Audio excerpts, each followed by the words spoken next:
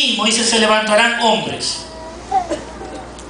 Y que en el griego quiere decir estar en pie, levantarse en contra de alguien, que hablen cosas perversas para arrastrar tras sí a los discípulos. La palabra traducida como perversas es la palabra griega diastripo, que significa literalmente oponerse y hacer un complot en contra de los propósitos salvadores de Dios. Escuchen esto, un complot. Estos hombres no solo codician al rebaño de Cristo como si fuera suyo propio, sino que pervierten y se oponen al evangelio de Jesucristo. La concordancia de Strong prosigue en la definición de esta palabra amistemi, como las que son reyes, profetas, sacerdotes y líderes, como los que encontramos en el templo con Jesús. Dice líderes de insurgentes y los que entran en conversación o disputa con alguien para llevar algún asunto o intentar algo en contra de los demás. Estos lobos seguirán la vieja tradición satánica humanista de exaltarse a sí mismo, lo cual resultará en la misma perversión. Un poquito más de lectura y luego seguimos. Cuando hablamos del término caída, nos referimos a la ley crítica de la causa y el efecto, la condición y el resultado. Es tan consistente y certera como la ley de la gravedad. Ciertas condiciones siempre producirán los mismos resultados. En términos simples, esta ley puede traducirse en estas pocas palabras. Todo lo que dije, antes del quebrantamiento es la soberbia, y antes de la caída la altivez de espíritu. Proverbios 16, 18. ¿Han leído alguna vez el Salmo 2 detenidamente? Vamos un ratito al Salmo 2, por favor. Salmo 2. Creo que debo leer esto con ustedes porque ese fue el Salmo que el Señor me llevó una y otra vez durante los últimos meses. Y esto explica todo esto de las palabras griegas: se levantarán en contra o se opondrán.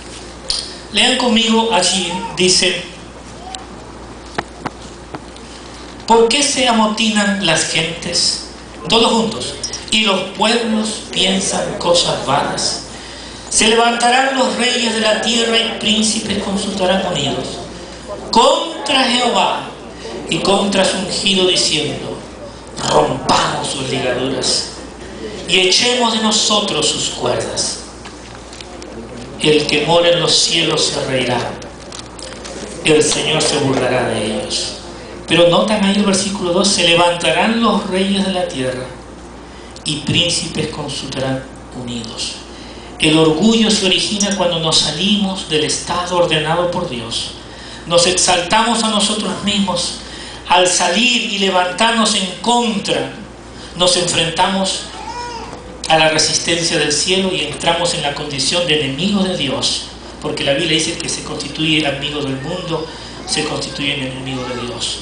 Debemos recordar en este punto que la iglesia es de Cristo, hermanos. Presten atención aquí. La iglesia es de Cristo.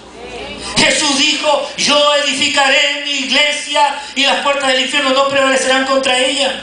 La meta de Cristo es la edificación de su iglesia, y las puertas del infierno, ni del mal, ni de la oposición, ni de los que se levanten, podrán oponerse a ella. La iglesia o asamblea de creyentes también sabemos que es el cuerpo de Cristo y es Él su única cabeza. Cristo es la única cabeza de la iglesia. La iglesia es del Señor Jesucristo.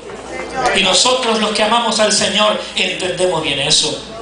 La iglesia no es un edificio en sí. Se reúne en un edificio. Cuando la Biblia dice edificio, se refiere al desarrollo coordinado. Se nos dice que también es un cuerpo, o sea, es gente redimida, gente que está justificada por Él, lavada por Él, llamada por Él, para que vivan para su gloria, para que haga un impacto en este mundo, para que penetren en esta sociedad.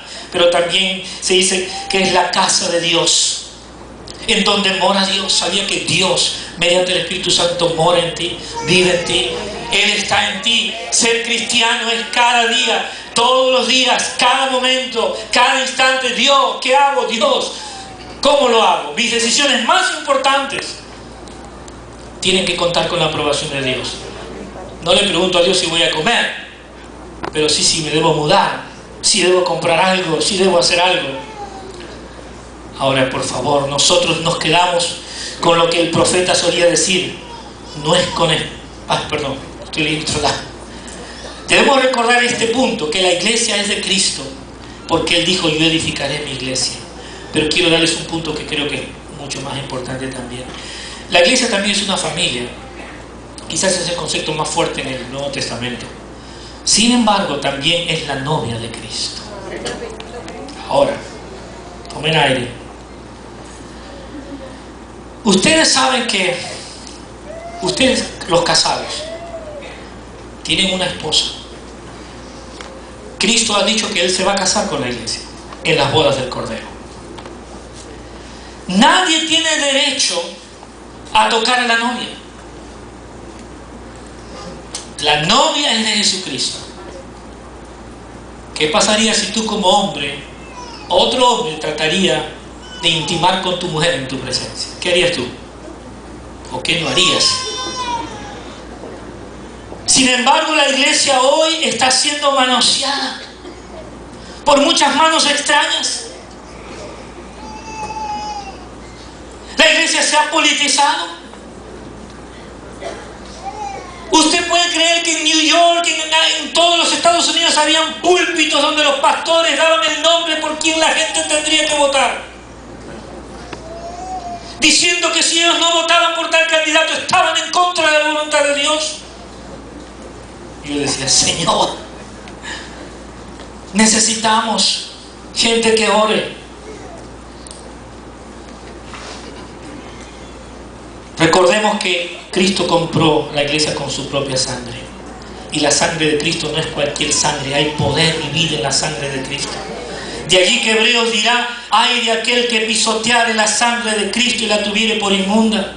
La infiltración de la iglesia está desviándola de su propósito de ser luz y sal del mundo. La iglesia no está penetrando, influenciando el mundo como debiera, porque la iglesia se ha politizado, se ha vuelto republicana y se ha vuelto demócrata. Y la iglesia es la voz viva de Dios. Mientras nuestros pueblos se desmoronan, nuestra juventud se corrompe, nosotros hemos dejado que la política penetre en la iglesia. Hermanos, yo soy un convencido y les quiero decir una cosa, mi visión como iglesia es siempre más hacia afuera. Yo trabajo con alcaldes en Argentina, en Ecuador. Yo me meto a todo ese mundo porque yo creo que Dios quiere que sea una influencia, que ellos se conviertan a ti, pero tú no te conviertas a ellos. Y eso es lo que el Señor espera. Y por eso necesitamos una iglesia que ora. Las armas de nuestra milicia no son carnales, sino poderosas en Dios para la destrucción de fortalezas. Estas fortalezas son ideas falsas que hemos creído al haber rechazado la dirección de Dios. Dios no quiere que nos convirtamos al mundo, sino que el mundo se convierta a nosotros. Sin embargo, como lo hacemos es muy importante. Es esencial que la iglesia sea educada y que el pueblo, la Biblia dice que el pueblo perece porque le faltó conocimiento. Por eso que en la Universidad de la Oración creemos que es muy importante la educación del pueblo de Dios. Hay que saber qué es orar y cómo orar. Orar no es pedir. Orar es tener comunión con Dios. Hablarle a Dios como tu Padre. Saber que Él te escuche. No amar a Dios por lo que Él te puede dar, sino por lo quien Él es. El hermano dio una definición de adoración. A mí me enseñó un hermano de Gales, de Wells, una expresión que me ha quedado en el corazón. ¿Saben cuál es la definición para mí más sencilla de lo que es la adoración? La adoración es con todo lo que yo soy, por todo lo que Él es. Con todo lo que tú y yo somos, por todo lo que Él es. Hoy resulta que la iglesia ya no cree que la oración puede cambiar las cosas. Y se piensa que se requiere de los partidos políticos de turno para poder cumplir su misión, que algunos han llamado la misión de liberación, cuando el mensaje no es liberación, es libertad. La Biblia no empieza en Éxodo, la Biblia empieza en Génesis, con la caída de Adán y Eva, no con la libertad de los hebreos de Egipto.